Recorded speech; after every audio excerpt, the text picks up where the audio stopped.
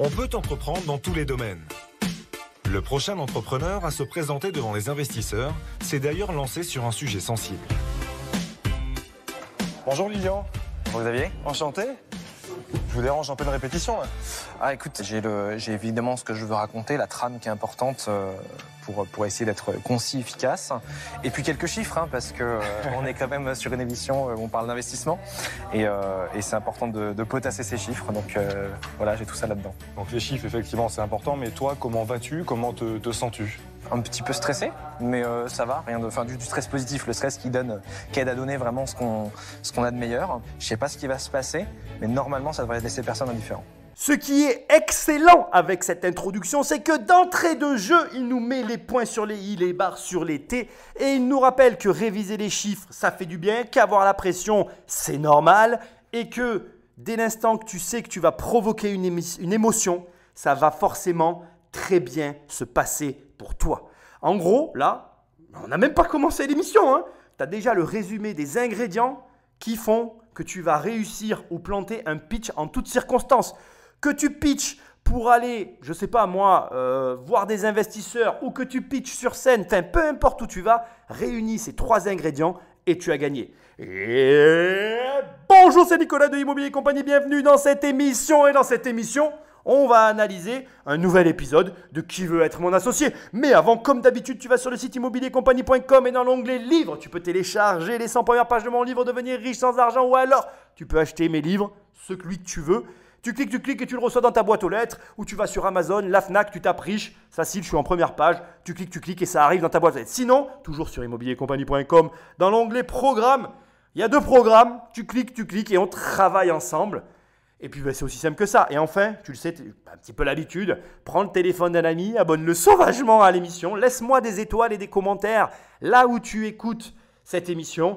Et je tiens à lancer un clin d'œil à un mail que j'ai reçu, je n'ai pas eu le temps d'y répondre, qui me signifiait qu'il ne pouvait pas me laisser d'étoiles et de commentaires là où il écoutait l'émission. Alors, je n'ai pas encore trouvé la solution au problème, mais je vais y réfléchir et prochainement, je reviendrai vers vous pour vous proposer une alternative, une énième alternative. Bref, merci à tous d'être autant nombreux à écouter, partager l'émission. Moi, je kiffe aussi ces émissions parce qu'on apprend plein de choses. Et sans plus de transition, Patrick Magnéto. Ah bah ouais, ah bah c'est joyeux. C'est jovial.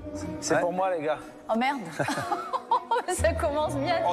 Anthony, c'est pas une série Netflix, ça tu sais qu'en fait, tu vas avoir un choc, mais à la fin de la vie, en fait, il y a un truc qui s'appelle la mort. C'est vrai. Ça veut dire qu'il va y avoir des sièges qui vont se libérer dans quelques saisons? Les entreprises autour de la mort existent. Et même si le sujet n'est pas simple à traiter, c'est le domaine que Lilian a choisi de révolutionner avec son mystérieux projet. On va parler de la mort, on va parler des croque-morts. On va parler effectivement d'un sujet compliqué, mais d'un sujet pourtant qui doit être abordé. Alors bien sûr que c'est un business. Et d'ailleurs, il m'arrive de voir tourner sur Internet des courtes vidéos qui me font mourir de rire parce qu'il y a des gens qui réalisent que pour se faire enterrer, ça a un certain coût.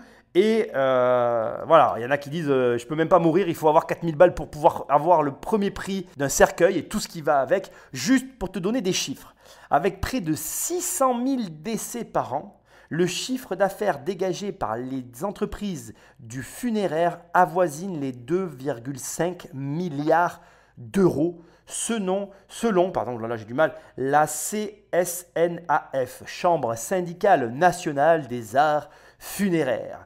Et bien évidemment, je te dis ça, mais à titre indicatif, avec la perspective du papy-boom qui arrive et qui se profile à l'horizon, ce marché est en pleine croissance. Donc si tu n'as pas peur, de te salir les mains, façon de parler, parce que tu te salis pas, enfin quoi que si quand même, mais bref, si tu n'as pas peur des sujets qui fâchent et que tu veux gagner de l'argent, bien le marché funéraire te tend grand les bras, hein. Voilà, parce que dans cette émission aussi, on te propose des marchés en pleine expansion, en plein développement, en plein boom. Et il y a fort à croire que dans les années qui arrivent, eh bien effectivement, le marché des décès va être un marché très porteur. Attention, parce que les informations que je suis en train de te donner sont intéressantes, importantes. Il faut bien considérer que c'est un marché qui va être en plein boom temporairement. Parce que si tu regardes effectivement les chiffres, le papy-boom qui va passer, après le nombre de morts va baisser pour revenir à un niveau normal. Ce qui veut dire que pour tous les personnes qui m'écoutent et qui travaillent dans le funéraire, oui, tu vas gagner beaucoup d'argent dans les années qui arrivent, mais comme je le répète toujours, ce n'est pas le volume d'argent que tu gagnes qui est important, c'est ce que tu fais avec ton argent qui fait la différence entre ce qu'on appelle les pauvres et ce qu'on appelle les riches, même si je ne crois pas réellement que cela existe. Au final, ce que j'essaye de te dire, c'est que tu sais que tu vas gagner beaucoup d'argent et si tu fais n'importe quoi avec cet argent, eh ben à l'arrivée, tu n'en auras pas plus qu'au départ. Donc, sois intelligent, investis, mais c'est pour ça qu'on est là, on écoute la suite. Je m'appelle Lilian Delaveau, j'ai 26 ans, j'habite à Rennes mais je suis né dans le Loiret et je suis entrepreneur depuis maintenant 4 ans. Je viens pas forcément d'une famille d'entrepreneurs, mais en fait, depuis que je suis petit, j'ai envie de créer des trucs qui ont du sens. C'est-à-dire que on regarde le monde, moi c'est avec des yeux d'ingénieur, on voit un problème et on se dit tiens, je peux créer la pièce de puzzle manquante. J'adore le message, c'est exactement ça, c'est la façon dont tu dois regarder le monde. Il y a juste un détail qui m'agace spécifiquement avec la France, c'est ce côté ingénieur. Ne te laisse pas avoir, vraiment j'ai un message pour toi, si tu n'es pas diplômé, c'est pas grave. Il a dit 90% de vérité, c'est-à-dire que c'est exactement ça, c'est la capacité que tu vas avoir à analyser des problèmes qui va faire de toi un bon entrepreneur et à y amener la bonne réponse sous la bonne forme avec le bon tarif et avec tout ce qu'il faut. Et quand je dis le bon tarif, ça ne veut pas dire le bon tarif, comment je dirais… Il faut pas. Là, il y a un sujet aussi quand on parle du tarif des choses. Le prix que tu proposes n'est pas forcément lié au marché. Il est lié à la bonne santé de ton entreprise, à tous les éléments que tu vas mettre autour, etc. etc. Et c'est d'ailleurs très souvent le problème des ingénieurs, c'est que ce sont de très bons constructeurs, mais pas de très bons marketeurs. Et d'ailleurs, j'ai un conseil à te donner, travaille ton marketing. Moi, je le travaille depuis maintenant des années et c'est vrai que c'est un domaine passionnant et en plus, c'est le cœur réellement de ton entreprise. Bref, j'adore le message, je suis fan du gars. Il y a juste ce point qui me chagrine en France, on a trop d'ingénieurs, tout le monde est ingénieur et je ne veux pas que tu crois que pour être un bon entrepreneur, il faut être ingénieur, ce n'est pas vrai. C'est sûr que ça aide, c'est sûr que ça donne une certaine rigueur, enfin, beaucoup d'avantages à sortir d'une école d'ingénieur et à être ingé, c'est certain. Mais je veux que tu entendes, et c'est vraiment important pour moi, que tu n'as absolument pas besoin de ça pour réussir dans la vie. Ce qui s'est passé, c'est qu'en mars 2020, j'ai perdu mon grand-père. Et lors de son enterrement, je me suis rendu compte qu'il manquait quelque chose. C'était sa vie qui il était vraiment. Et je me suis dit, je pourrais faire quelque chose pour ça. Et après des mois de travail, le projet de Lilian est né. Aujourd'hui, c'est à sa maman qu'il va montrer le résultat en l'emmenant sur la tombe de son grand-père. Ça fout les boules. Mais c'est super. Ça remue, ouais, non, ça remue, mais je veux voir mon père sourire. C'est vraiment quelque chose de formidable. C'est du soleil, quoi. T'amènes du soleil dans le cimetière. Ah, c'est génial. Ah, t'as bien bossé. Hein. Ah, c'est super. De poser un requiem code pour mon grand-père, c'est une belle façon de lui rendre hommage. Et puis, c'est simplement le remercier aussi, en un sens, à travers cette expérience, de m'avoir dit « Hey, on peut faire des souvenirs de manière différente et je lui devais bien ça. » Bon, alors là, je pense que c'est un peu du teasing. On ne sait pas exactement de quoi il s'agit, même si tu t'en doutes. Il a amené du soleil dans le cimetière. Ce que je veux que tu retiennes de ce passage, c'est le test sur lui-même. C'est-à-dire que c'est un petit peu comme la personne qui invente le vaccin et qui se l'injecte dans le sang, avant même de l'injecter dans le premier patient. C'est un acte de foi terrible. Ce que je veux te dire par là, c'est que bon, on n'est pas dans le même niveau ou le même degré d'implication, certes, entre la technologie qu'il a développée et l'injection comment dirais-je, d'un médicament expérimental, encore que on pourrait avoir des discussions autour de ce sujet de nos jours. Mais bon, bref, je ne vais pas rentrer là-dedans, hein, ce n'est pas la question. Ce que j'essaie de te dire, c'est que simplement ce que toi tu dois retenir, c'est que si tu as une idée, la meilleure façon de la tester, c'est de la tester en réel sur les gens qui t'entourent. Et ça, il suffit juste que tu le comprennes. Donc fais-le. Et ne commence pas à me dire « oui, on va me piquer l'idée ». Non, non, non, non. Comme il a fait là. Tu regardes, ça marche, ça crée de l'émotion, c'est que c'est bon. C'est au tour de Lilian. Son projet sur la mort a l'ambition de changer sa vie. Bonjour. Bonjour. Bonjour, monsieur. Bonjour. Ça peut-être surprenant, comme c'est non. Non, tu peux, à peine. Mais contrairement à ce que vous pouvez penser, je suis plutôt là pour vous parler de la vie et pas vraiment de la mort en fait. Je m'appelle Lilian Delaveau, j'ai 26 ans et j'ai créé Requiem Code, le premier service qui permet de créer des hommages en réalité augmentée pour nos défunts. D'ailleurs, j'ai oublié de vous dire que je vous proposais de nous rejoindre, l'aventure pour 40 000 € à hauteur de 10% du capital social. T'as remarqué? Est-ce que t'as remarqué l'enchaînement assez étrange pour une fois et qui est révélateur pour moi? En tout cas, si j'étais là assis, je le noterais, mais je noterais pas forcément les 40 000 € pour 5% du capital social. Je te le dis qu'il a déjà pour ma part. Moi, je lève déjà le portefeuille. On n'a même pas commencé. Juste pour le détail que je vais te donner. Il a commencé directement par la mission, par le concept, avant même de parler de l'argent. Ça veut dire que le mec est tellement concentré sur ce qu'il fait. Il a tellement trouvé le truc, en fait, qu'il s'est dit, c'est ça, c'est rien d'autre, je fonce, j'y vais. Et après, d'un coup, il a réalisé qu'il avait, comme on l'a vu auparavant, il avait des notes, il avait fait des préparations et qu'il avait sauté le principal parce que, en fait, le principal pour les investisseurs n'est pas le principal pour lui, mais c'est marrant, je trouve, la petite confusion de départ qui dénote de beaucoup de choses. Et je voulais dire au passage que j'ai beaucoup aimé le jeu de mots d'ouverture qui dit que même si je traite de la mort, je suis là pour vous parler de la vie. Et c'est très, très, très amusant. Parce que, comment je vais vous dire ça? Bien, c'est, je pense, révélateur de la personne qu'il est. C'est-à-dire qu'en voulant résoudre un problème, il est focalisé sur le positif qu'amène sa solution et non pas sur le négatif. Et quand tu parles de la mort et que tu arrives à en parler comme ça, c'est que vraiment tu tiens quelque chose dans lequel tu crois. Normalement, dans la pièce, on a tous déjà été confrontés, au moins une fois, au décès d'un proche. C'est une épreuve, ça fait partie du deal qu'on a avec la vie, hein. Mais la vraie question, c'est qu'est-ce qui reste après? Qu'est-ce que la personne qui est partie a laissé dans notre vie comme trace? Est-ce que cette plaque ou ces pierres tombales, est-ce qu'elles rendent fidèlement ce que cette personne a représenté pour nous? Même si elles sont très jolies. Il m'a semblé que non. Il m'a semblé qu'il manquait un truc crucial, et c'est vraiment de l'ordre du vécu de la personne, de qui elle était vraiment. Son sourire, son rire, ses expressions. J'ai le sourire alors que je ne devrais pas l'avoir. Le sujet ne prête pas à rire. Mais je ne ris pas en fait. C'est de la jubilation. Parce que, est-ce que tu remarques quelque chose? À ce stade, j'aimerais que tu prennes une seconde pour réfléchir à ce qui vient de se passer. Quelle a été la majorité de la formulation des phrases qu'il vient de prononcer? Est-ce que tu as remarqué que c'était toutes des interrogations? Et pourquoi je souligne ça en fait? Je devrais m'attarder sur le fond à ce stade et te dire « Ah, il a bien fait de dire ceci, il a bien fait de dire cela », mais non. Parce que ce que je veux te souligner, c'est qu'il parle ici d'un sujet hyper difficile. Et si il n'avait pas tout simplement abordé la question sous l'angle, enfin plutôt le sujet sous l'angle de la question, parce que la question sous l'angle de la question, ça aurait fait un peu pompeux, mais au moins tu aurais bien compris. En tout cas, le fait qu'il pose des questions à répétition, t'exerce simplement à le mettre dans la position dans laquelle il a été, à te poser toi-même les questions qu'il s'est posées, et à effectivement, en te questionnant, te dire « Ah oui, c'est vrai, il a raison, c'est que des trucs en marbre qu'on pose avec écrit un mot, une fleur qui est gravée, et puis voilà quoi. » Et donc, c'est étrange parce qu'il aurait pu prendre les choses de manière plus frontale. Il y a plein de gens qui auraient pris le problème sous l'angle « Oui, tu te rends compte, eh bien, ça c'est moche et ça va pas. » Mais en étant en position d'accusateur, il n'aurait pas été porteur d'un message. Alors que là, en posant des questions sur un sujet difficile, je trouve qu'il amène mais parfaitement…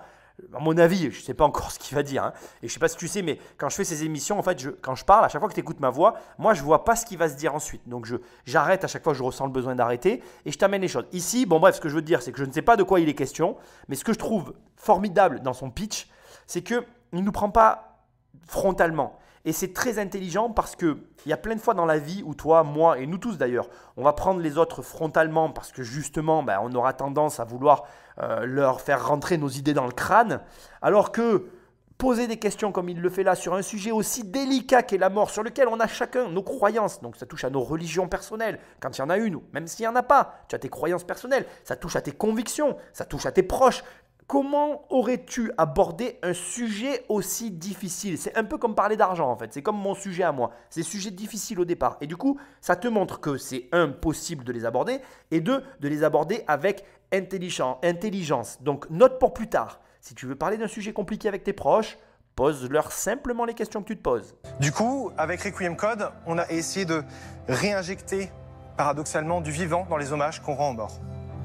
Pour ça, il faut un petit code, un peu comme celui-là, et un téléphone avec notre application pour scanner le dit code. Je vais vous montrer. C'est une vraie cliente ou…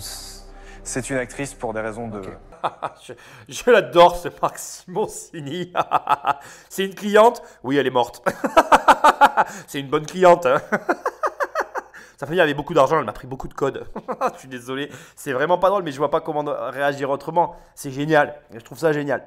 On n'a pas commencé que je suis obligé de te dire que je suis client du truc, que je lèverai le portefeuille. Je vais t'expliquer, je vais parler d'un truc un petit peu très personnel. J'ai la chance d'avoir énormément de vidéos de mon enfance et je les regarde très régulièrement et je pleure en les regardant. Et je sais que la chance que j'ai d'avoir ça dans les mains, c'est une excellente idée en fait, parce que tu revois les gens à des époques de leur vie où ils étaient vivants et c'est... Bon, voilà, et il y a un truc qui est énorme avec le décès des gens, c'est la voix. Je vais partager un truc avec toi qui est vraiment très personnel. Moi, ça m'a toujours fasciné. La chance que j'ai d'avoir ces bandes vidéo, c'est que j'ai un souvenir très précis de la voix des personnes qui sont décédées autour de moi et auxquelles je tenais. Et d'avoir la chance de pouvoir réécouter leur voix parce qu'on oublie la voix des gens. Et il y a rien que pour ça, en fait, le truc qu'il a dans les mains, c'est énorme, en fait. Et je sais déjà, là, on n'a pas commencé, personne ne parle parce qu'il n'y a rien à dire et que tu es en train de te dire « Ah ouais, putain, il a raison. » Alors là, quand tu as une idée comme celle-là, mec, ou meuf d'ailleurs, vas-y, mais plein fer, quoi. Je veux dire, là, c'est énorme parce qu'on est complètement dans le dérangeant. Je veux dire, je comprendrais très bien qu'il y ait des gens qui soient malaisants, mal à l'aise avec ce genre d'idée, tu vois. C'est OK pour moi aussi. Hein. Je comprends très bien les personnes qui seraient mal à l'aise avec ça. Mais en même temps, quand tu vois ce que ça représente de pouvoir te replonger dans un souvenir comme si la personne, elle était là, mais en fait, ça change tout, quoi. Et il n'y a rien à dire, quoi. Il y a juste à dire, vas-y, c'est bon, je signe où, quoi.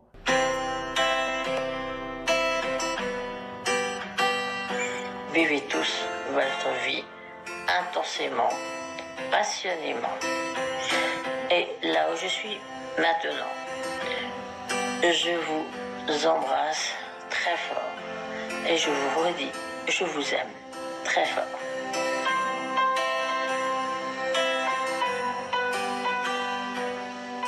Ces vidéos-là, elles peuvent être choisies par la famille au moment des obsèques, qui va choisir un souvenir signifiant, qui a du sens. Ça peut aussi être effectivement pour les plus de 45% de Français qui préparent leurs obsèques à l'avance, l'occasion de laisser soi-même un message, un témoignage, peut-être une conclusion sur la vie qui a été vécue. Putain, mais c'est un truc de fou. J'allais couper après le passage. En fait, quand je coupe les émissions, tu sais, je laisse quelques moments. C'est exactement ce que j'allais dire. J'allais dire, en fait, là, ce qui est en train de se passer, j'étais en train de réaliser pendant que je regardais le truc, je me disais, mais en fait, le mec va changer carrément le segment de marché. C'est-à-dire que, tu vois, j'ai vécu un décès il n'y a pas longtemps, auquel je pense énormément. Je suis désolé, je parle de trucs hyper personnels, mais parce que ça me touche en fait. Et j'arrête pas de penser à ce décès que j'ai vécu pour plein de raisons que je ne vais pas évoquer ici, c'est normal, c'est personnel. Mais ce que je veux te dire, c'est que je suis certain que la personne à laquelle je pense, si elle avait su que ce truc existait, il l'aurait fait. C'est-à-dire qu'il aurait fait une vidéo et que j'aurais pu découvrir cette vidéo le jour de sa mort. Et alors ça m'aurait effondré complètement, j'en suis même ému à y penser. Et je me dis, en fait, il est en train de changer un segment de marché, quoi. C'est-à-dire que tu as des gens qui vont se dire « Ok, je peux faire ça, donc je vais laisser un message » et qui vont réfléchir au message et qui vont peut-être laisser des messages dont ils ne diront rien et qu'on découvrira à ce moment-là. Et ce qui veut dire que comme il y a des ghosts dans les jeux vidéo, je ne sais pas si tu as vu ces vidéos qui circulent sur Internet où il y a des gens, en fait, ils jouent à des jeux vidéo et ils ont le ghost de leur parent décédé qui est encore dans le jeu. C'est-à-dire que le mec joue à Gran Turismo et quand tu fais les meilleurs tours à Gran Turismo, tu as un ghost qui reste du meilleur tour qui a été fait par le joueur en question. Et il se trouve que le joueur en question, c'est ton père qui est décédé ou ton grand-père, enfin j'en sais rien. Et du coup, il y a des gens qui ne veulent pas... j'ai cette histoire en tête qui est sur la chaîne de Dirty Biology où le mec dit « J'arrive pas, je double la voiture, mais je ne peux pas passer la ligne d'arrivée parce que je tuerai le gosse de mon père en fait. » Et c'est énormissime parce que tu te dis « Je vais aller au cimetière et je vais avoir cette vidéo qui a été laissée par mon proche, mon père, enfin peu importe, pour ce jour-là. » Et c'est ouf. En fait, tu as envie de dire... Waouh! Et franchement, mais bravo à lui, il fallait oser. Donc déjà, là, dans cette opération-là, il y a l'audace. Mais indépendamment de l'audace, là, tu découvres la création du segment de marché possible et le changement que ça va amener en fait. C'est un changement. On est face à un changement. Et que tu sois d'accord ou non, ce n'est pas la question. Parce que ceux qui ne voudront pas le faire ne le feront pas. Et ceux qui voudront le faire auront l'opportunité de le faire. Et là, tu es en train de te dire, mais... 40 000 euros, mais de quoi tu parles, mec? Ça n'a pas de prix, ça. Alors, Comment est-ce qu'ensuite on fait pour faire en sorte que les familles ou les personnes puissent avoir accès à Requiem Code? L'idée pour nous est assez simple, c'est d'aller adresser les 10 000 agences de pompes funèbres en B2B, en redistribution, pour qu'elles le proposent à leurs clients et aux familles. Aujourd'hui, la V1 du produit, elle est réalisée. On a déjà commencé notre stratégie commerciale et de communication qu'on a financée nous-mêmes jusqu'à présent. Et ce qui va nous manquer pour commencer à adresser ces gens, c'est un peu le coup de starter quoi là-dedans. Ce qui va nous manquer, c'est notamment une machine, c'est pas excessivement cher, c'est 10 000 euros, pour imprimer ce genre de code de bonne qualité et avec les matériaux qu'on veut, parce que ça reste quelque chose d'assez important et qui doit être un bel objet. Vous avez quoi comme formation pour vous être lancé dans cet univers de la mort qui est quand même pas super commun quoi, comme terrain de jeu? Donc moi j'ai une formation ingénieur, Centrale Supélec en l'occurrence. D'accord. Ce qui s'est passé, c'est qu'il y a un an, un peu plus d'un an, j'ai fait un truc très simple qui arrive malheureusement à beaucoup de gens de mon âge. J'ai enterré mon grand-père. Et il s'avère que mon grand-père, il avait deux caractéristiques très simples. Il avait un rire exceptionnel et il avait des tas d'anecdotes. Et au moment de l'enterrement, j'avais face à moi une tombe et elle avait pas de rire et aucune anecdote. Et je me suis dit, merde, c'est cette expérience-là qui m'a fait dire, il y a peut-être quelque chose à faire. Et avec mon œil d'ingénieur, je me suis dit, ok, je pourrais peut-être commencer à envisager certaines technos, etc. Et peu à peu, on est arrivé à Requiem Code. Voilà, je suis comme un con là, ça va être dur là. Oh putain, c'est sûrement l'émission la plus dure de ma vie. Waouh. Je sais même pas quoi dire. C'est peut-être la meilleure émission que j'aurais jamais à couvrir. C'est tellement simple. C'est tellement simple. Putain, mais réécoute ce passage. Je sais pas où t'es. Je sais pas ce que t'es en train de faire. Arrête tout ce que tu fais. Réécoute ce passage. Projette-toi. Pense à la personne que t'as perdue il y a pas longtemps. Et dis-toi que tu as vécu ça. C'est exactement ça. L'entrepreneuriat, c'est pas plus compliqué que ce qu'il est en train d'expliquer, ce garçon. C'est ça en fait. C'est-à-dire que quand tu touches aux gens à ce point-là, ça ne peut que marcher. Oh, je suis certain que si tu étais en face de moi, ose me dire que tu n'as pas envie d'investir dans cette société. Ils sont tous là, il n'y a pas un mot. La seule question de Marc Simoncini, c'est comment tu es arrivé là? Parce que c'est vrai que c'est le seul truc que tu as envie de dire. Et la réponse, elle te scotche tellement que tu dis 40 000 euros. Bon, tu sais ce qu'on va faire? On essaie qu'on va tous mettre 40 000 euros. Oui, ben c'est bon pour les 5%. Et là, en fait, j'ai qu'une envie, c'est d'aller à la fin parce que je me dis que face à un truc comme ça, il n'y a même pas de discussion en fait. Tu as envie de dire, bon, alors après, peut-être que c'est moi qui suis emballé par le truc parce que je suis hyper touché, donc je vais me calmer. Voilà, hein, je vais essayer de me calmer. On va essayer de baisser un peu l'intensité du truc, même si c'est super complexe là. Peut-être que personne va lever le portefeuille. J'ai un peu de mal, hein, parce que là, s'il n'a pas d'argent, je peux t'assurer que je contacte le mec et moi, je le finance, perso. Hein. Mais j'ai des doutes. Je pense qu'à ce stade-là, je ne sais pas comment on va finir l'émission, mais ça me paraît… Moi, bref, ce avec quoi je veux que tu partes, c'est vraiment le problème qu'il y a, la solution qu'il amène. Et en plus, je veux dire… toutes les planètes étaient alignées pour lui. Le Covid, voilà, moi j'ai détesté le Covid. Je pense que tu le comprends, même si je le dis toujours en filigrane et j'ai pas envie d'en parler non plus de ce truc-là. Mais bref, c'est pas la question.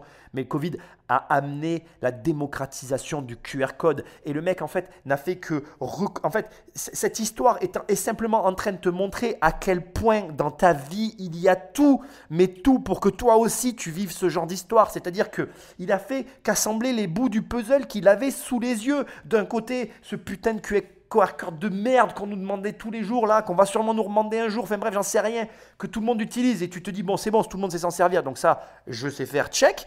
Ok, mon grand-père est mort, moment difficile de la vie, mais je suis là comme un abruti à me dire, mais bordel de cul, ça peut pas finir comme ça, le truc, parce que ça le représente, mais absolument pas. On l'a tous vécu. Et le truc de se dire, qu'est-ce que moi, avec ces informations, je peux faire pour faire en sorte que l'expérience soit juste un tout petit peu mieux que cette merde-là qu'on est en train de me servir et qui a l'air de contenter tout le monde, mais que moi, je suis en train de me dire, mais comment quelqu'un n'a pas pu se dire que je ne peux pas accepter ça? Et on est tous confrontés à nos vies à des moments comme ça. Je veux dire, moi, à un moment donné, je vais te le dire, je déteste la politique. Je me suis demandé si j'allais pas me lancer tellement c'était tous des balais à chiottes. Et je me suis dit, bon, ben non, je ne m'y lancerai pas. Bon, ben voilà, j'ai pris ma décision. Maintenant, je ne reviendrai pas là-dessus. Et je passe à autre chose. Quand tu n'es pas content de quelque chose, tu n'es pas obligé d'être un bon Français pourri à râler dans ton coin. Et voilà. Lui, qu'est-ce qu'il a fait? Il a sorti ses deux petits doigts de ses fesses. Et il s'est dit, c'est moi qui vais régler ce problème. Parce qu'ils ont tous l'air contents là de comment ça se passe. Mais moi, je ne suis pas content. Et aujourd'hui, de ce que j'observe, j'ai tous les moyens à ma disposition pour le régler ce problème. Donc je le règle. Et là, qu'est-ce qu'il a dit? C'est énorme. On a fait avec nos moyens, on a fait notre V1. Déjà, là, très rapidement, il dit, bon, avec les 40 000 balles, je me paye une machine sur 10 000 euros pour la machine. Si c'est bon, je te les donne les 10 000 euros. Si te les manque, c'est pas un problème. Moi, je prends des parts et ça va aller. Et tu sais que ça ne peut que marcher. Après, il t'explique qu'il a du B2B à faire. Bon, là-dessus, il y a une discussion à avoir avec lui. C'est peut-être pas la meilleure manière de procéder. Mais bon, bref, on va voir ce qu'ils vont dire. Mais ce que je veux te montrer et que je veux que tu gardes, c'est que tu as tout déjà à portée de main, autour de toi, dans ton champ d'action et dans ton rayon de vision pour construire ce genre de société. Tu n'as pas d'excuses. Arrête de râler, arrête d'être là, de bougonner, arrête de dire que tu pourrais faire ceci, que tu pourrais... Fais-le, bordel. Fais-le comme il l'a fait. Tu le fais et après, tu trouveras là. Après, une fois que tu as le projet, tout viendra à toi. Tout. Je vous invite, si vous le souhaitez, à voir un autre genre d'expérience qu'on a sur ce plateau-là. Non, ça marche. Ouais, moi j'aime bien les trucs glauques. Vas-y, je me sens pas bien. Tiens, au revoir, jeune. Ouais. Allez, salut. Hein. Salut. Donc, d'autres genres d'expériences qu'on peut créer potentiellement, si c'est pas de l'hommage direct, c'est peut-être des choses qui avaient du sens pour la vie des gens. Tiens, je t'invite à prendre le téléphone et à scanner. Donc, tu te rapproches bien. Hop. Voilà, donc, souvenirs, témoignages, ou simplement une scène, 3B. Ok, super clair, merci. Merci. Est-ce qu'il y a un code pour accéder ou c'est accessible à tout le monde? Par exemple, moi, je vais sur la tombe d'un mec que je connais pas, je peux voir ses souvenirs de vacances. Alors, c'est au choix de la famille ou de la personne, en l'occurrence. Moi, ma vision personnelle, c'est que ça devrait avoir la même valeur que ces choses-là, que ce qu'on met dessus. Ça devrait être visible parce que ça casse quelque chose, je pense, par rapport peut-être au silence froid systématique du marbre. Par contre, on comprend que voilà, les familles peuvent avoir besoin d'un code d'accès. Donc tu peux mettre un code d'accès, c'est jouable? Ouais, c'est tout à fait jouable. Bon, j'ai coupé tous les passages avec la chanson parce que là, tu te mets à chialer, c'est obligé. Encore, t'as pas les images. C'est pas plus mal d'avoir des podcasts au final. Je trouve la question d'Anthony hyper pertinente. C'est vrai que j'ai pas réalisé. Tu vois, tout à l'heure, je te disais, je me suis un peu énervé parce que moi, je me suis concentré sur les analyses que j'essaye de te faire et de t'apporter, tu vois. Mais c'est vrai qu'effectivement, tu te balades dans un cimetière, pouvoir regarder tous les morts. En fait, ça touche tellement à nos croyances et à notre manière de vivre le truc qui est tellement personnel qu'en fait, le mal à l'aise, c'est malaisant en fait pour certains et voilà. Mais après, indépendamment de tout ça, comme il a très bien répondu, de toute façon, tu poses des marbres, donc quand tu vas au cimetière, tout le monde voit les marbres. Quand tu vas au cimetière, tout le monde voit les tombes que chacun se construit. Et ça me fait rire parce que on peut pas en parler, mais disons-le froidement et vraiment en fait, même dans la mort, on voit la différence des finances. Moi, je vais dans les cimetières pour ma famille, comme tout le monde. Quand tu rentres, tu as des tombeaux, des mausolées imposants, monumentaux. Et puis tu as des toutes petites tombes qui sont à l'échelle des revenus de chacun. Et il n'y a pas de jugement. Qu'est-ce que tu veux faire? C'est comme ça. Donc après, à partir de là, c'est une extension, c'est un service en plus qui est proposé. Tu peux avoir tous les avis du monde que tu veux. Moi, personnellement, je veux juste te donner mon opinion personnelle et tu dois avoir la tienne sur le sujet, mais tu ne peux pas savoir quel est le bonheur que j'ai à chaque fois que je regarde des vidéos des personnes qui sont décédées, la chance que j'estime avoir de pouvoir avoir accès à ça. Ça ne me choque pas du tout de les mettre sur des pierres tombales. Après, bien évidemment, il y a un moment donné, il va falloir parler d'argent. Ici, je trouve que la question d'Anthony, elle est tout à fait légitime et je trouve que la réponse du créateur, elle est nickel, de laisser la liberté aux gens. Et moi, je suis pour la liberté, je suis un amoureux de la liberté. Et qu'est-ce que j'aime entendre quelqu'un qui dit « c'est pas moi qui choisis, c'est mon client ». Pense à ça. C'est vraiment quand tu peux laisser le choix à tes clients, mais laisse-leur en fait. Les gens font ce qu'ils veulent, ils payent, c'est tout. Ça suffit. Quel est le business model? C'est quoi en fait? Vous vendez finalement des plaques? L'idée, c'est que nous, aujourd'hui, on vend le service, c'est-à-dire la plaque en tant que telle, la petite plaquette, le code, avec ce qu'il faut pour l'accrocher sur les supports. Et on la propose à 99 €. C'est du one-shot. Aujourd'hui, on a une quarantaine de pompes funèbres qui sont intéressées pour distribuer le produit. Est-ce que tu as des chiffres derrière toutes ces promesses? Parce que le marché a toujours raison et il y a beaucoup de très bonnes idées qui n'ont jamais trouvé de clients, malheureusement. Des chiffres sur Requiem Code, je peux pas vous en donner. Je fais 0 € de chiffre d'affaires jusqu'à présent parce que je suis au démarrage. Si t'as pas de chiffres, est-ce que tu as un peu des leads? Est-ce que tu as des métriques? Est-ce que tu as fait des sondages? Est-ce que tu as posé des questions dans la rue à des gens au hasard? Enfin, c'est ce genre de chiffres qui pourraient aussi nous convaincre que c'est pas juste une bonne idée. Bonjour. Bonjour.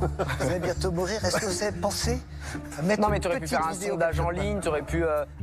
Enfin, moi, ce que j'aurais fait, c'est que j'aurais été à la sortie d'un cimetière, j'aurais interrogé les gens, c'est pas facile, mais j'aurais dit, est-ce que vous auriez aimé avoir ce service? Est-ce que... Non, mais tu vois, il faut avoir des choses. La délicatesse même. Bon moment. Tu t'en sais très bien. Bon, non, mais t'as raison. T'as fini de pleurer, j'ai 2 questions. En l'occurrence, j'ai pas fait ce qui est proposé là. Juste, par contre, d'un point de vue sectoriel, je peux répondre. Il y a 10 000 agences de pompes funèbres en France. C'est un marché de 2,5 milliards d'euros. J'ai vu 15 pompes funèbres en physique, en me rendant sur place, et j'en ai eu 25 par mail. Désolé, ça fait un peu grandiloquent. J'ai 100% des pompes funèbres qui veulent distribuer le produit une fois que je leur ai fait la démo. Donc, tout en restant respectueux vis-à-vis du sujet, je pense qu'il y a une vraie opportunité. Bon, je m'y attendais pas à celle-là. 0 € de chiffre d'affaires, projet pas facile à vendre. Anthony m'a régalé. T'as des métriques, t'es allé à la sortie du cimetière pour poser des questions. Celle-là, fallait la sortir quand même. C'est clair que moi, j'aurais fait comme Marc Simoncini, j'aurais rigolé quand même. C'est assez drôle d'oser dire ça. Moi, je trouve que c'est un sujet ultra délicat. J'y crois personnellement. Après, effectivement, il a 0 € de chiffre d'affaires. Je suis assez surpris de voir qu'il y a quand même cette réaction-là. Je trouve qu'il a scotché tout le monde. Là, du coup, pour le coup, je vais te dire les choses. Je pense que c'est mal engagé. Maintenant, il a répondu à tout. Et aujourd'hui, 100% des cimetières à qui il a proposé le service lui ont dit qu'ils voulaient le vendre. Mais comme l'a dit Anthony, et je suis obligé de le reconnaître, c'est pas parce que les gens te parlent et te disent des choses que ça va forcément arriver. Donc, on va voir la suite. Alors moi, j'ai pas trop envie de vous parler de chiffres, ni de techno, ni de data. Parce que je pense que votre proposition, ça pose une vraie question idéologique. Donc l'aspect positif de votre projet, je pense, c'est qu'il essaie de démystifier la mort et à un moment donné de contribuer au souvenir du défunt. Donc ça, c'est positif. Que vous changez un peu la façon dont on voit les cimetières, pourquoi pas. La technologie évolue, donc il n'y a pas de raison que le cimetière reste fermé à la technologie. Mais est-ce que votre invention, elle va quelque part aider les gens à faire leur deuil ou pas? Et c'est vrai qu'aujourd'hui, on a tendance à mettre sa vie en scène. Est-ce qu'il faut mettre sa mort en scène? Et est-ce qu'il faut rester là, présent à travers des images pour ceux qui doivent faire leur deuil? Donc moi, si j'étais vous, je pense que vous tenez quelque chose qui est intéressant, y compris au niveau philosophique et sociétal. Mais je ne suis pas sûre que vous l'ayez abordé de la bonne manière. Donc c'est la raison pour laquelle je passerai. Merci Delphine, c'est clairement la meilleure contradiction que je pouvais espérer. Et quelque part, la réponse, c'est Anthony qui l'a donnée tout à l'heure. Et malheureusement pour Delphine, elle a fait la très bonne analyse qui est la suivante, qui consiste à dire le cimetière ne va pas non plus être hermétique à la technologie. Votre invention, voilà, elle est ce qu'elle est, mais je pense que vous l'avez abordée du mauvais côté. Le souci dans cette réponse-là, c'est qu'elle y accole son jugement. Et c'est bien évidemment pas à elle de décider si oui ou non ça va fonctionner. C'est au marché. Et personnellement, moi, je ne fais pas confiance aux avis des gens. Et tu ne dois jamais écouter ce genre d'avis. C'est super dur. Là, vraiment, on est à la quintessence. Je ne pouvais pas espérer une meilleure émission pour te montrer les difficultés de l'entrepreneuriat. Ce que tu viens d'entendre là, la réponse de Delphine, c'est ce que va te dire 80% des gens autour de toi parce qu'ils vont accoler leur propre jugement, leur propre croyance, leur propre vision sur ce que tu vas leur présenter et t'arrêter à leur avis.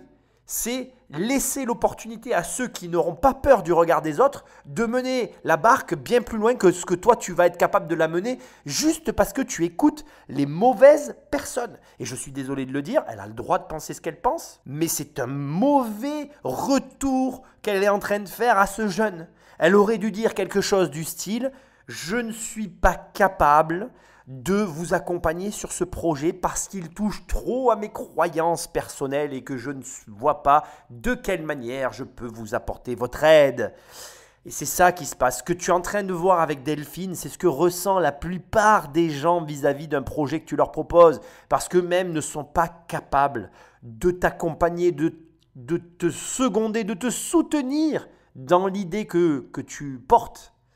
Et c'est très dur, il faut l'accepter, il faut vivre avec, mais il faut savoir aussi s'opposer à ces gens-là en disant « Ok, tu n'y crois pas, mais moi je continue parce que j'y crois. » Moi, je prolonge ce qui allait être dit. Moi, j'ai beaucoup de mal avec le sujet, pour ça que j'ai posé très peu de questions. Et depuis le début, j'ai dans la tête une phrase de Gaston Berger qui dit « La mort est encore obscène, elle demeure en dehors de la scène. » Et je pense que dans ton concept, tu gommes une dimension essentielle qui est le recueillement. En fait, quand tu vas sur une tombe, t'es pas face à une tombe. T'es face à des souvenirs, t'es face à une mémoire, t'es face à une manière, effectivement, à la relation que tu as eue avec la personne qui se trouve dans cette tombe. Chacun garde un souvenir différent. Et c'est ça la beauté, en fait, de la relation donc, au recueillement. Et là, je trouve que ton projet, c'est la négation même de finalement ce qu'il y a de plus important au moment où tu vas aller enterrer quelqu'un. En tous les cas, moi, c'est comme ça que je l'ai vécu, puisque j'ai un âge où j'ai dû enterrer déjà des gens qui m'étaient proches, même des gens qui m'ont façonné, que j'ai aimé, adoré, que j'ai pleuré forcément. Et franchement, je suis content qu'il n'y ait pas eu de vidéo donc, et que son invention n'ait pas existé à ce moment-là, parce qu'on n'a pas eu à débattre de savoir si on allait le faire ou pas. Mais donc, je vais passer, comme tu le comprends, et je trouve par contre que tu as un ton et une décence qui est tout à fait adaptée au thème. Et je voulais quand même te remercier pour ça, parce que c'est un thème pas facile. Mais comme tu le comprends, je suis totalement en opposition avec le projet. Les idéologies fortes sont vraiment nocives. Plus ils sont en train de le rejeter, plus j'ai envie d'investir. J'hallucine complet. J'espère que quelqu'un va avoir l'opportunité, parce que ça me rendrait malade. Mais après, je suis complètement ouvert, et c'est audible que tout ce sujet soit très mal à l'aise, et que, bien évidemment, comme est en train de le dire Jean-Pierre, et il a raison, on est tellement dans le personnel que chacun a son opinion de la chose. Mais là où c'est exceptionnel, c'est que tu peux très bien avoir la plaque sur la pierre tombale et ne pas sortir ton téléphone. C'est-à-dire que je crois, et je crois que c'est ça la vérité, c'est qu'on arrive dans une société où maintenant tout le monde a un avis sur tout, et surtout tout le monde croit que son avis est important. Mais le problème, c'est que dans tout ça, la principale personne, et ça me fait halluciner de voir que quand même personne n'a posé la question, est-ce qu'il est allé aussi, moi c'est ce que j'aurais fait, personnellement j'aurais été porteur de ce projet, je serais allé voir des personnes en fin de vie et je leur aurais demandé, voilà, si tu as l'occasion de pouvoir laisser un message après ta mort, que tes proches pourront voir ou pas sur ta pierre tombale, est-ce que tu aimerais le faire sous forme d'une vidéo? Est-ce que tu serais intéressé par ça? Parce que qui va s'acheter ça? Il l'a très bien dit dans sa présentation, ce sont les défunts. Moi, encore une fois, voilà, j'ai la malchance et la chance d'avoir vécu récemment un décès qui m'a énormément marqué, parce que justement, la personne a tellement tout bien préparé que c'est ça qui m'a désarçonné, on va dire. Et j'aurais été curieux de voir s'il aurait fait ce message-là ou pas, s'il en avait eu l'occasion. Parce que je suis convaincu qu'il l'aurait fait. Et je ne crois pas que ce soit ni à Jean-Pierre, ni à Delphine, ni à moi, ni à qui que ce soit de juger ce que les personnes ont envie de faire ou pas. Et comme je l'ai dit tout à l'heure, les souvenirs, c'est marrant d'ailleurs parce que je remarque qu'on a tous des mémoires très différentes. On a des mémoires auditives, des mémoires visuelles, il y a des gens qui ont les deux mémoires. Moi personnellement, je me souviens mieux des images, je pense, que des sons. Mais quand j'entends un son, il peut aussi m'évoquer des choses. Mais tu comprends ce que je veux dire. Et encore une fois, comme je te l'ai dit tout à l'heure, réentendre la voix des gens que j'ai aimés, parce qu'ils n'existent plus, mais que je peux encore entendre cette voix, ça n'a pas de prix à mes yeux.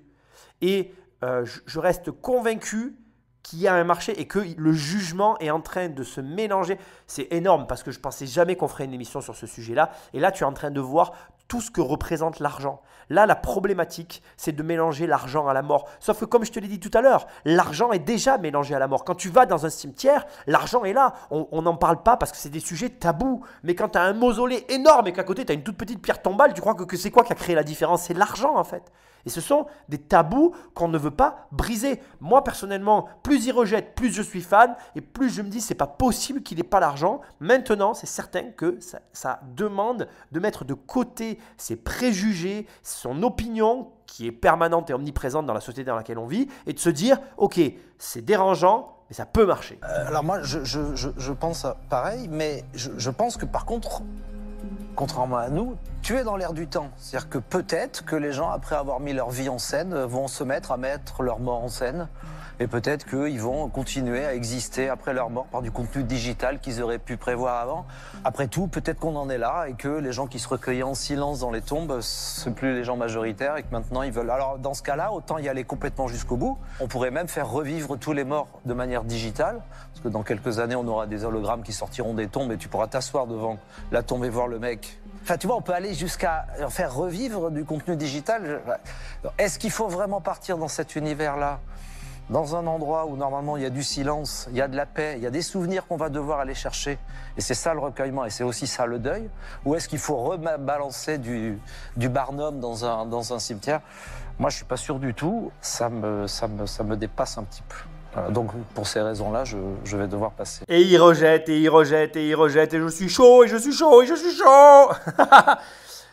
Bon, les bonnes idées au départ, elles sont toujours rejetées, c'est normal, je comprends. Bon, reconcentrons-nous quand même, parce que j'étais en train de me dire que mon émission n'était pas assez analytique, elle est trop émotionnelle, et c'est intéressant, je trouve, parce que vraiment, on est face à finalement un cas d'école. Le cas d'école, c'est quoi? C'est tu as une idée, elle te paraît très bonne, tu la partages, et tu te retrouves face à des gens comme ça qui cassent ton idée. Parce qu'elle est dérangeante, parce qu'elle est met mal à l'aise, il y a plein de raisons, elles sont toutes bonnes. D'ailleurs, il le dit lui-même, il dit... Marc Simoncini, il le sent, la dualité là. Là, il sent que, voilà, il se dit, ça sent la bonne idée, mais je suis mal à l'aise avec, tu vois. Je pense que le discours qu'il vient de tenir, c'est un discours paradoxal du mec qui ne nie pas le bon coup, mais qui est en train de se dire, déontologiquement, là, ça pose un problème. Et c'est OK. Seulement, voilà, toi, aujourd'hui, il faut que tu entendes aussi quelque chose que je n'ai pas assez mis en avant, c'est que là, on est face à un projet, on est face à un pitch d'une idée. On n'est pas face à un projet qui fait de l'argent. Ce qui veut dire que c'est la même chose quand toi, tu as une idée et que tu en parles autour de toi. Ça ne reste qu'une idée. Ce qui veut dire que la problématique des idées, comme l'a très justement dit Anthony, c'est que tant que le marché n'a pas tranché, il n'a pas tranché. Pour autant, c'est tellement violent pour moi, c'est-à-dire que j'arrive tellement à percevoir le potentiel du truc que je suis certain de mon coup. Certain. Alors, je dois te dire un truc que je te dirai par la suite. À ce stade-là, après avoir écouté Marc Simoncini, ça m'a un peu tarabusqué. J'ai voulu aller voir sur Internet. Et malheureusement, je suis tombé sur un truc. Donc, je te le dis, je suis tombé sur un site, enfin, je suis tombé sur un article, pardon, qui tout de suite titrait en gros sur la suite de l'aventure. Donc, je suis obligé de te dire que je l'ai vu et que je sais que j'ai raison, en fait, dans ce que je dis. Alors là, maintenant, j'en suis certain. Ça me rend d'autant plus fou que j'ai vu ça et que j'hallucine de voir qu'il ne l'ait pas vu. Mon objectif, c'était d'aller sur le site pour voir un peu ce qu'il proposait, comment ça avait évolué, etc. Et pour l'instant, au moment où en tout cas j'aurai cette émission, on n'a pas comment dire, je n'ai pas de retour concret sur l'avancement de l'aventure. Mais l'aventure a eu lieu. Donc je te tease un peu la suite puisque je viens de voir l'info. Ça m'embête de l'avoir vu à l'avance. Mais bon, bref, c'est comme ça. Mais là, ce que j'essaye de te montrer, c'est que Marc... donc, est face à une idée qui le dérange, comme Delphine, comme Jean-Pierre, et ils sont en train de combattre l'idée parce que d'abord, 1, ils n'oseraient pas le faire, 2, pour l'instant, ils ne se voient pas investir dedans, et 3, c'est sûrement le point le plus important, ça va contre leur idéologie, leurs aspirations, les choses auxquelles ils croient, bref, peu importe contre quoi ça lutte qui est à l'intérieur d'eux, c'est avant tout leur ego qui parle. Et pour toi qui es en train de m'écouter, ce que je suis en train de te dire est capital. Ça veut dire quoi? Ça veut dire que ce que est en train de vivre ce jeune, tu vas le vivre. Tu vas être confronté à des gens autour de toi qui vont te dire « Ah non, non, fais surtout pas ça, ça va pas bien se passer, etc. » Et qu'est-ce que tu vas devoir faire? Tu vas devoir pas les écouter. Tu vas devoir, contre vents et marées, lutter contre le groupe et dire « Ok, j'ai entendu ce que tu m'as dit, ce que tu dis c'est pour mon bien, mais je vais quand même le faire. » Comment on arrive à faire ça? Ce que je vais te dire là, ça n'est pas un conseil. C'est ce que moi je fais. Et ce n'est pas la meilleure des idées du monde. On ne se sépare pas du groupe. On ne parle plus au groupe, donc ta famille, tes proches, tes amis, de ce que tu fais par rapport à ce projet. Le problème, c'est que pendant le laps de temps où tu ne gagnes pas d'argent avec le projet en question, il va bien falloir vivre. Donc c'est à toi de trouver un système qui te permet de composer avec la situation sans éclabousser sur les gens que tu aimes, ta famille, tes proches, etc.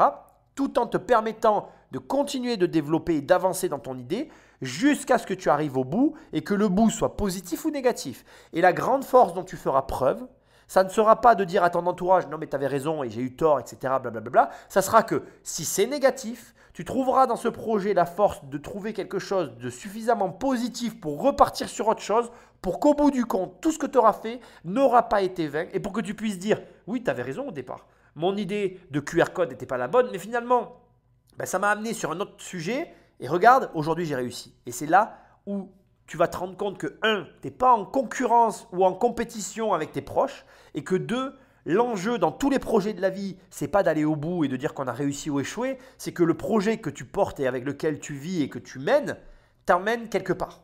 Alors moi, je nie pas qu'il y ait un business assez incroyable, extraordinaire de la mort. Hein. C'est un business comme un autre et donc Il y a forcément plein de choses à faire. Pour moi, un cimetière, c'est un des derniers endroits où on est à l'abri du smartphone. C'est-à-dire aller me recueillir sur une tombe, et si en plus il faut que je sorte un smartphone, moi ça c'est pas possible. Je pense que effectivement les choses évoluent et peut-être que pour la génération TikTok, il faudra avoir ce type de code sur les tombes et que ce sera un gros business. Et maintenant, indépendamment de tout ça, moi je suis pas là pour financer des idées. Et ce que vous présentez là, c'est une idée. Il n'y a pas vraiment d'exécution, il y a une vague recherche, effectivement, peut-être que vous voyez des gens intéressés, mais tout est à faire, tout est à démontrer. J'ai besoin qu'il y ait déjà de l'attraction, du chiffre d'affaires, des choses.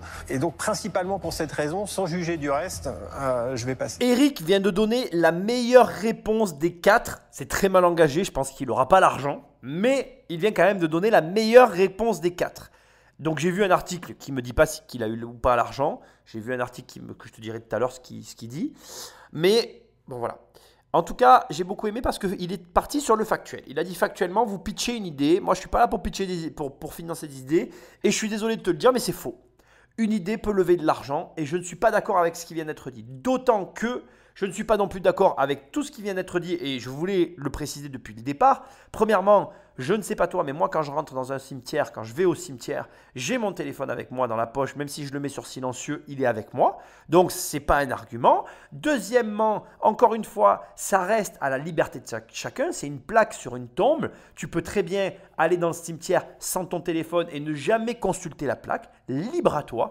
Et encore une fois, pour moi, on est clairement sur du jugement personnel. Je trouve très dommage que de la même façon qu'il n'a pas été capable, que de la même façon qu'il ait été capable de faire la distinction entre son jugement et factuellement le fait qu'il pitchait une idée, il aurait pu aussi très factuellement, comme je l'ai fait moi dès le départ, se dire peut-être que j'y crois pas, peut-être que ça me dérange, mais l'idée elle est excellentissime, il y aura de la clientèle et je finance. Et son argument pourrait être retourné contre lui. Je voudrais que tu notes à ce stade, peut-être que ça a été coupé au montage, mais que je remarque que le jeune, il est extrêmement silencieux. Il savait dès le départ qu'il allait titiller l'émotionnel de la globalité des gens qui allaient écouter cette émission, et c'était vrai.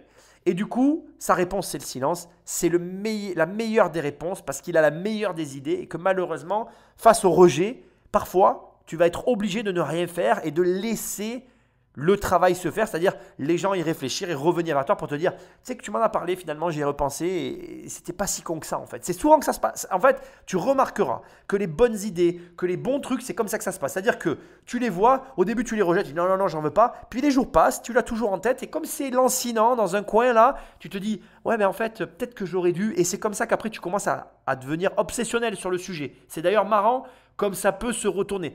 Et au demeurant, je te rappelle qu'on parle que de 40 000 € quand même. Je voudrais quand même le préciser parce que là, on est sur un montant ridicule.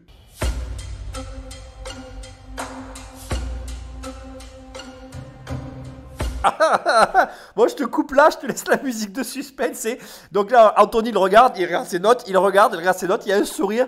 Et là, je suis en train de me dire, franchement, en même temps, je sais pas. Bon, je vais te le dire maintenant. J'ai vu un article qui dit que en fait la société vient de lever 1 million. Mais je ne sais pas si quelqu'un a donné de l'argent. Donc je veux que tu saches cette information. Et là je rigole parce que je suis en train de me dire, attends mais là il est tout seul. Tout le monde a rejeté l'idée. S'il est malin, il met le fric. Je veux quand même le partager avec toi, je suis obligé. On écoute. Moi j'ai une phrase aussi qui me vient en tête depuis le début. C'est une phrase de Schopenhauer qui dit « Toute innovation passe par 3 stades. Elle est d'abord ridiculisée, violemment combattue, avant d'être considérée comme ayant toujours été évidente. » Je suis étonné qu'il y ait eu autant d'ethnocentrisme de la part de mes amis du jury qui parlent de leur avis, de leur philosophie, de ce qu'ils pensent. Parce que selon moi, un investisseur ne doit pas penser à ce qu'il a envie de faire, mais est-ce que cette solution peut apporter quelque chose au reste du monde? Est-ce que des personnes, le marché, peuvent tirer une émotion, tirer un bénéfice de ce que tu es en train de proposer? Ah, best intervention ever. Je le coupe. Oh, j'adore. C'était la phrase que je cherchais. Je ne l'avais pas en tête. J'étais là. Je dit c'est Schopenhauer. Merci, Anthony. Alors, j'avoue que y a un truc chez Anthony. Voilà. Il y a une espèce chez moi. Là, je parle vraiment de mon avis personnel. Je ne le connais pas. Sûrement, c'est un mec super sympa et que si on se parlait, je l'adorerais. Mais il y a un petit truc. en fait, qui me gêne un petit peu. Je le dis parce que je veux que tu le saches. Et pourtant, là, je l'adore. Voilà. Je veux te le dire parce que des fois, tu peux avoir une gêne envers quelqu'un et d'un coup te dire, waouh, je l'adore. Et là, j'adore ce qu'il est en train de dire. Parce qu'effectivement, je suis d'accord avec son analyse complètement. Depuis tout à l'heure, tout le monde est là en train de donner son avis. Mais on n'en a mais rien à foutre, bordel de merde. On s'en fout, je suis vulgaire dans cette émission. Allez-y, là, maintenant. Tu le mets ton fric ou pas? Clairement, il y a un combat entre deux mondes, les anciens et la jeunesse. Les anciens vont pas forcément comprendre pourquoi se mettre en avant, pourquoi avoir son iPhone à la main, mais les jeunes ne sont pas faits pareil. Ils ont été élevés avec des équipements digitaux, ils ont été élevés en se mettant en scène. Donc je trouve ça hyper cohérent et assez logique de finir comme on a commencé. C'est un environnement qui est concurrentiel, il y a du monde, mais pour autant, les environnements et les verticales qui sont compliqués à adresser. Il y a eu l'industrie du sextoys qui a eu beaucoup de mal à décoller, maintenant qu'il y a un carton. Non mais c'est marrant parce que les business de la mort, le business du sexe, c'est des business que les gens ne veulent pas faire, ils ne veulent pas investir. Et j'ai des amis qui sont dans ces verticales et qui me disent, t'imagines pas les difficultés qu'on a eu à lever de l'argent auprès d'investisseurs parce que soit ils se moquent de nous, soit ils rigolent, soit ils nous font des philosophies de comptoir sur ce qu'on devrait faire ou non. Et c'est un peu ce qui t'arrive aujourd'hui. Donc pour ces raisons, moi j'ai quand même envie d'essayer de t'aider. Mais c'est vrai que ça va être dur à démocratiser, ça va être très risqué. L'axe est à travailler, à mon avis, il faut que tu revoies toute ta plateforme. Et j'ai envie de te faire une proposition, mais qui va être différente de ce que tu nous as offert au début. Parce qu'il y a énormément de risques, et je considère qu'à ce stade, il faut vraiment qu'on soit tous les deux dans le même bateau. Et pour que je t'aide à être impliqué et à affronter toutes les moqueries, les avis différents, et ce sujet qui est extrêmement clivant. Mais c'est aussi ce que j'aime, et c'est pour ça que chez Feed, on a l'habitude des sujets difficiles. Quand on a commencé, tout le monde nous disait « Vous n'y arriverez jamais, de la nourriture en poudre en France, le pays de la gastronomie ». Tous les bien-pensants qui m'expliquaient que je n'avais aucune chance, aujourd'hui, ils m'appellent pour travailler dans ma propre boîte. Donc j'ai envie d'aller adresser ce marché avec toi. Je peux te donner les 40 000 €, mais avec 25% du capital. J'adore ce mec. Là, en 30 secondes, je suis content de t'avoir dit ce que je t'ai dit avant, en fait. Là, il vient de me... Alors, je vais t'expliquer. Ce gars, il s'est fait dans le sang. Et je considère que c'est un frère de sang. Parce que quand tu t'es fait comme ça dans la violence, tu sais que la violence peut être difficile, qu'il faut l'encaisser. Et quand tu vois tous les gens autour de toi qui se foutent de ta gueule, qui ne comprennent pas ce que tu fais et qui, à un moment donné, finissent par revenir te voir parce qu'ils se disent « Mais attends, le temps a passé et le mec est toujours là. » Et finalement, il y a quand même des détails qui montrent qu'il gagne de l'argent. Donc, peut-être qu'il s'en sort beaucoup mieux que ce que j'imaginais au départ, en fait. Et tu sens qu'en fait, j'appelle ça les frères de misère d'ailleurs au passage. J'ai dit frères de sang, c'est frères de misère. C'est quand tu es né, pour moi, c'est un terme vraiment générique. Frère de misère, ça veut dire que tu es né dans la misère. Tu sais ce que c'est que la merde, tu as pataugé dedans. C'était pas très agréable, mais tu t'en es sorti en fait. Et tu t'en es pas sorti en mode j'ai eu d'un coup la grâce qui m'a touché et c'est la chance qui m'a extrait parce que j'ai rencontré un tel. Non, non. Tu l'as fait dans la misère, c'est-à-dire dans la violence. Et tu l'as fait étape par étape, step by step. Tu as mangé de la poussière. On va employer des termes, on va dire polis, parce que j'avais envie de dire des termes plutôt mal polis. Mais tu as réussi. Et là, tu sens le mec. Là, en même temps, il y a eu une moquerie quand il a parlé des sextoys, mais c'était une moquerie mal placée parce que Delphine, et je m'excuse, j'ai énormément de considération pour tous les membres qui sont assis à cette émission, je veux que tu le saches. Mais Delphine a hérité de la boîte de son père. Je suis désolé, il faut le préciser. Et quand Anthony dit, moi, tout le monde s'est foutu de ma gueule lorsque j'ai fait de la bouffe en poudre et aujourd'hui ils viennent tous travailler chez moi, ça fait plus rire personne parce que c'est vrai en fait. Et il a raison de le rappeler. Et là, il a une opportunité mais qu'il n'aura pas deux fois. Qu'est-ce qui est en train de se passer? Est-ce que tu as compris ce qui vient de se jouer? Je ne l'ai même pas vu venir. Il a été d'une intelligence rare. Ils ont fait le job. C'est-à-dire que, point par point, l'un après l'autre, ils ont démonté le projet sur des... Et je l'ai même moi je l'ai dit. J'ai même dit à un moment donné de cette analyse comme un gros nigo. J'ai dit, oh là là, mais finalement, il n'y a même pas assez de technicité. Je n'ai pas été assez dans le factuel. Et j'ai même remercié Eric qui a recentré en faisant bien la part des choses, mais qui a dit non parce que tu comprends, blablabla. Mais là, le jeune, il vient de se prendre une une rafale de balles dans la tête qui lui ont mis en tête ton idée, elle est dérangeante, tu pourras pas. Et lui, il arrive et il dit, ouais, non, moi je te file 40 000 balles, c'est rien, je te le dis, moi je les avais sur mon compte, bordel. Je te file 40 000 balles, mais je prends 25% du capital. Bim, il la met, sa petite carotte, il a raison, mais c'est bon, C'est tellement bon de voir ça en fait. Là, vraiment, il a fait exactement ce qu'il a dit. Il a dit au début, et alors c'est marrant parce que je ne sais pas s'il l'a fait exprès, mais il a dit une phrase, il a dit « C'est tout à fait logique dans la génération actuelle de commencer comme tu termines en fait. Et ce que tu fais, c'est complètement cohérent. » Mais lui, il a fait la même chose. Il a commencé comme il a fini. Il a dit « Non, mais laisse parler le marché a toujours raison. » Là, le marché vient de lui dire « Ton truc, c'est de la merde. » Du coup, il le rachète au rabais. C'est beau. C'est beau quand c'est comme ça, spontané, et que je peux te le montrer. Et si tu as l'occasion de vivre un truc comme ça, c'est vraiment… Alors ça, c'est encore un degré au-dessus. En termes de capacité à saisir des opportunités, là, on est vraiment sur quelque chose de très élevé. C'est-à-dire que là, on a un mec qui est en train de faire une lecture très approfondie. Anthony, bien sûr, je te le dis comme je le pense. Anthony a été très bon puisqu'il a fait une lecture très approfondie du truc. Il a vu le potentiel financier. Il l'a capté dès le départ. Ça, c'était fait.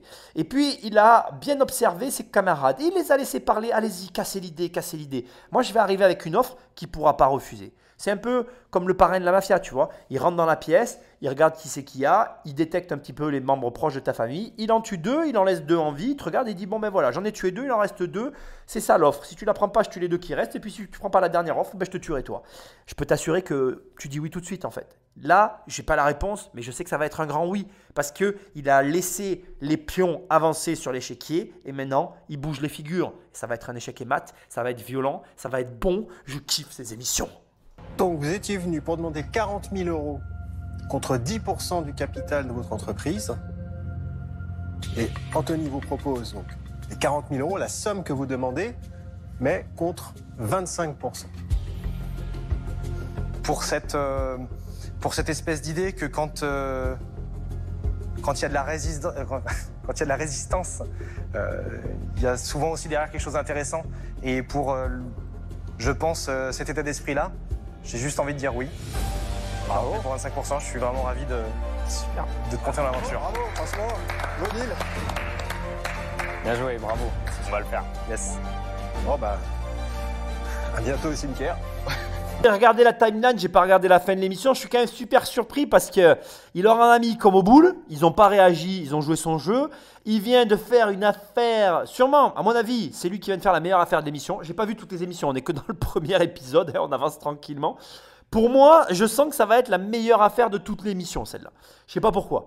Voilà, à ce stade, tu l'as compris, je l'ai lu, donc ils ont levé 1 million d'euros pour avancer dans leur projet. De ce que j'ai vu, parce que du coup j'ai lu l'article entre-temps, ils vont changer le nom de la plateforme conformément à ce qu'a dit Anthony Bourbon. Je suis quand même hyper surpris du fait que personne... Enfin là, il y a encore du temps, hein, on va voir donc ce qui va être dit maintenant, mais je suis surpris que personne n'ait pas réagi suite aux remarques d'Anthony. Parce que, bon, ben, comme il a très justement dit, il les a un peu classifiés chez les vieux. Je parle des autres investisseurs. Il s'est donc lui positionné comme un jeune.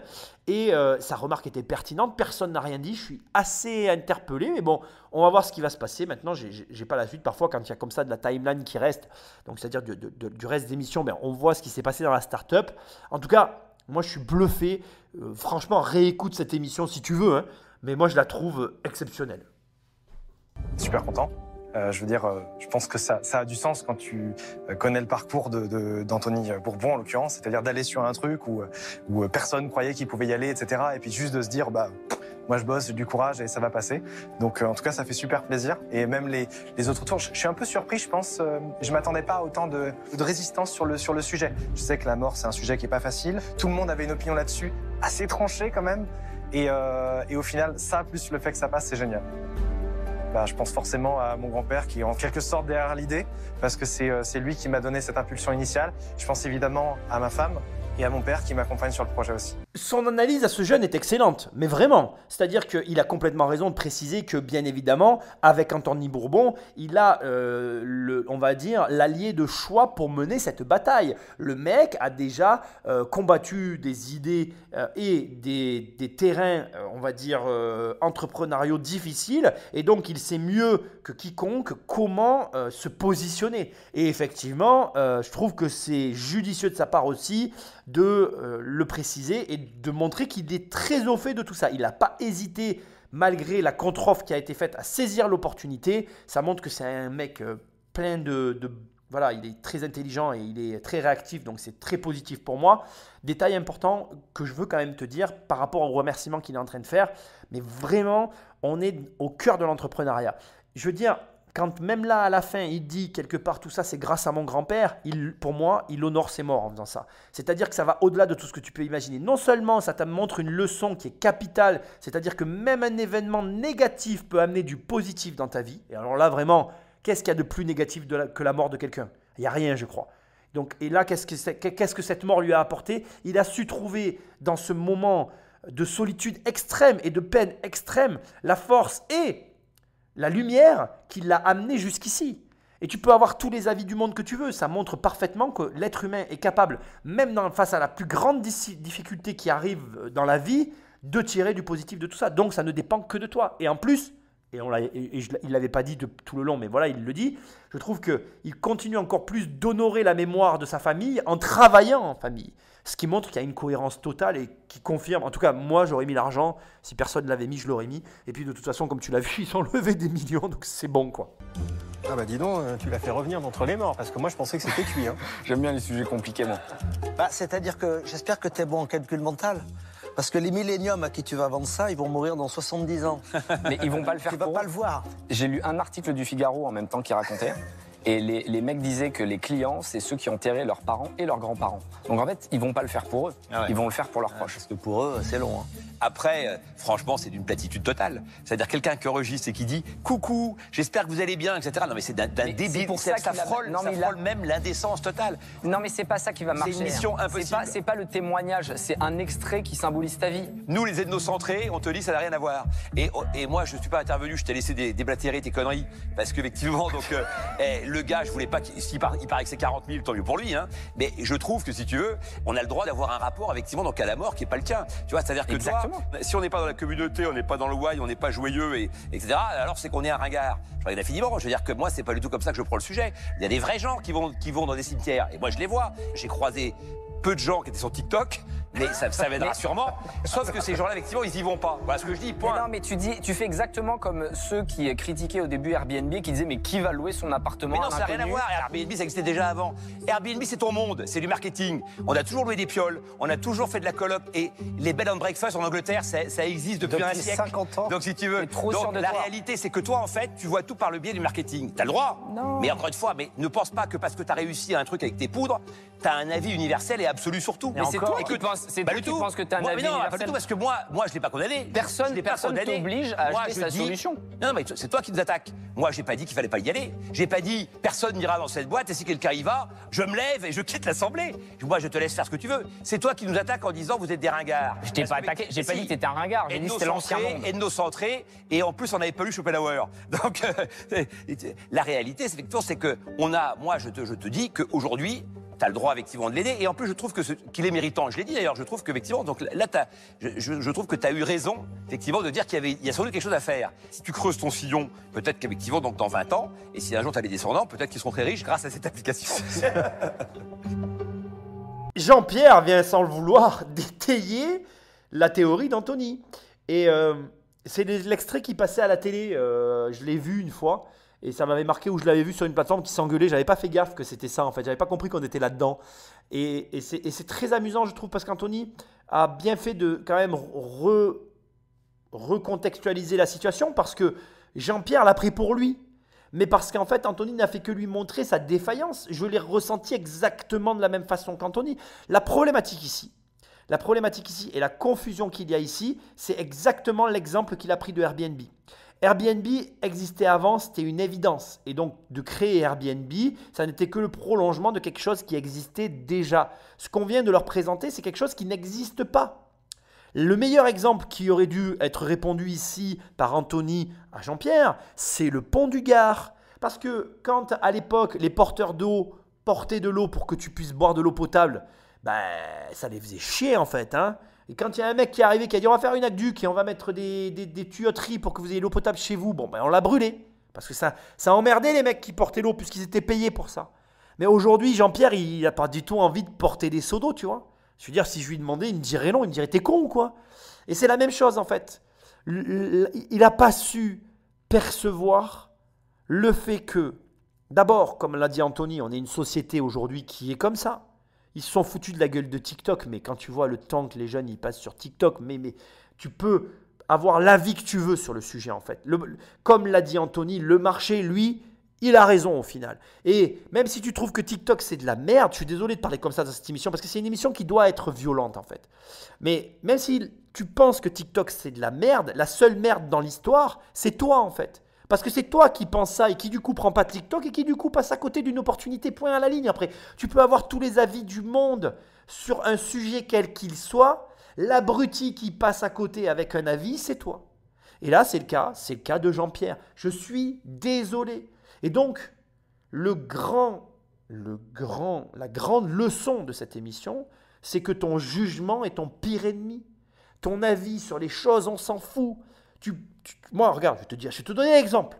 Pour moi, TikTok, c'est de la merde. Mais je suis dessus. C'est tout, voilà. Je te dis les choses telles qu'elles sont. Et maintenant que je produis du contenu sur TikTok et que je suis vu sur TikTok, eh bien, j'arrive même à me dire « Ah ben ça, c'est pas mal quand même ». Pour autant, je ne pense pas que ce soit le truc qui va révolutionner la planète, tu vois. A contrario, je pense que son idée d'amener de la visibilité, enfin, d'amener un souvenir physique dans les cimetières, je pense que c'est une bonne idée. Et d'ailleurs, j'ai continué à lire des articles et ils en sont même arrivés aujourd'hui à proposer du coup un système où non seulement tu vas pouvoir laisser un message, mais où tu vas pouvoir déconnecter toutes les applications du défunt après sa mort en un seul clic. C'est-à-dire que le mec est mort, tu appuies sur un bouton et tu vas pouvoir shut down son Facebook, son TikTok. Il n'y aura plus rien en fait. En un clic, tu supprimeras tous les comptes du défunt et il n'y aura plus rien derrière lui parce que il y a un sujet qui n'a pas été abordé. Moi, j'y ai été confronté il n'y a pas longtemps. J'ai dans mon entourage quelqu'un qui est mort et qui avait une existence numérique. Et on continue à me proposer des souvenirs avec cette personne. Son Facebook continue à être activé parce qu'il n'avait pas partagé ses codes Facebook. Et tu crois que ça ne fait pas du mal aux familles? Et tu crois que là, il n'y a pas aussi un marché? Tu crois que là, le virage qu'ils sont en train de prendre et la société qu'ils sont en train de constituer, elle n'a pas une raison d'exister? Mais indépendamment de tout ce que tu peux penser sur le numérique existe aujourd'hui et tous les gens actuellement, Jean-Pierre y compris, Marc Simoncini, Delphine et Eric ont une existence numérique. Et s'ils ne donnent pas leur code d'accès à leur famille, comme mon pote quand il est mort, eh bien, on va continuer d'avoir des souvenirs Facebook qui sont partagés, qui te tiennent là, tu te dis, mais c'est indécent que ça existe encore, il est décédé.